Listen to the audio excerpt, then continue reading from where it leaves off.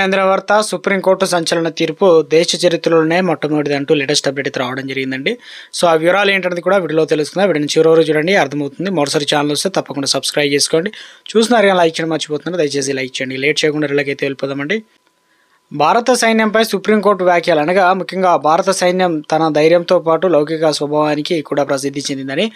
So ఇక్కడ క్రమశిక్షణే అతి మతం అనగా ఒక సైనిక అధికారి తన వ్యక్తిగత విశ్వాసాన్ని వీధి కంటే ఉన్నతంగా భావించినప్పుడు దానికి భారీగా మూల్యం చెల్లించుకోవాల్సి అయితే వస్తుంది. అసలు ఏం జరిగిందని చూసినట్లయితే క్రైస్తవుడిని అయినందున రెజిమెంట్లోని మందిరం, టెంపుల్స్ మరియు గురుద్వారాలకు వెళ్లడాన్ని నిరాకరించినందుకు సైన్యం నుండి తొలగించబడినటువంటి అధికారి పిటిషన్ సుప్రీంకోర్టు తిరస్కరించింది.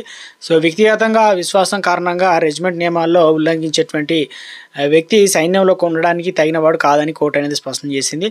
శామ్యూల్ కమలసన్ 2017లో థర్డ్ కావ్రవలి రెజిమెంట్లో లెఫ్టినెంట్గా నియమితులయ్యారు. ఇక రెజిమెంట్లో ప్రధానంగా సిక్కు, జాట్ మరియు రాజ్పుత్రులు సైనికులుగా ఉన్నారు.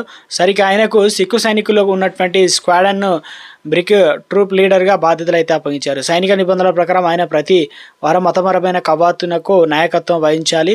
ఇక మరియు జవాన్లతో కలిసి మతపరమైన ప్రదేశాల్లో వెళ్ళాలి. కానీ షామిల్ రెజిమెంట్లో కేవలం మందిరం మరియు గురుద్వార్ ఏదైతే ద్వారా మాత్రమే ఉన్నాయని, తాను క్రైస్తవుడిని అయినందున వాటిలోకి ప్రవేశించబోనని చెబుతూ కవాతులో పాల్గొనడానికి నిరాకరించారు. ఇక ఫాదర్ కూడా నచ్చజెప్పిన వినలేదు. సైన్యంలో సీనియర్ అధికారులు షామిల్కు నచ్చజెప్పడానికి చాలా ప్రయత్నించారు. దీనికోసం ఇతర క్రైస్తవ అధికారులు కూడా సాయం తీసుకున్నారు.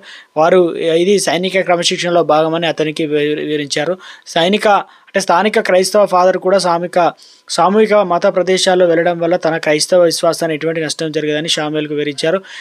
మరియు ఎవరి మాట వినలేదు. అన్ని ప్రయత్నాలు ఇక విఫలమవడంతో ఆర్మీ చీఫ్ ఆదేశాల మేరకు మార్చి 3, 2021 పెన్షన్ మరియు గ్రాట్యుటీ లేకుండా ఆయన సేవలను తొలగించారు. ఇక యూనిఫామ్ విభజించదు, ఏకం చేస్తుంది. షామిల్ మొదట తన తొలగింపు ఢిల్లీ హైకోర్టులో సవాల్ చేశారు. అక్కడ జస్టిస్ నవీన్ చావ్లా మరియు జస్టిస్ శాలిందర్ కౌర్ ధర్మాసనం సాయుధ బలగాలు యూనిఫామ్ కారణంగా ఏకమై ఉంటాయని మరియు మతం వాటిని విభజించదని తీర్పు ఇచ్చింది. ఇది మత స్వేచ్ఛకు సంబంధించిన కేసు కాదని, ఒక సీనియర్ అధికారి యొక్క చట్టబద్ధమైన ఆదేశాన్ని పాటించడానికి సంబంధించిందని కోర్టు అయితే పేర్కొంది. ఇప్పుడు సుప్రీంకోర్టు చీఫ్ జస్టిస్ సూర్యకాంత్ మరియు జస్టిస్ జోయ్ మాల్యా బగిచా ధర్మాసనం కూడా సైన్యం నిర్ణయాన్ని సమర్థించింది.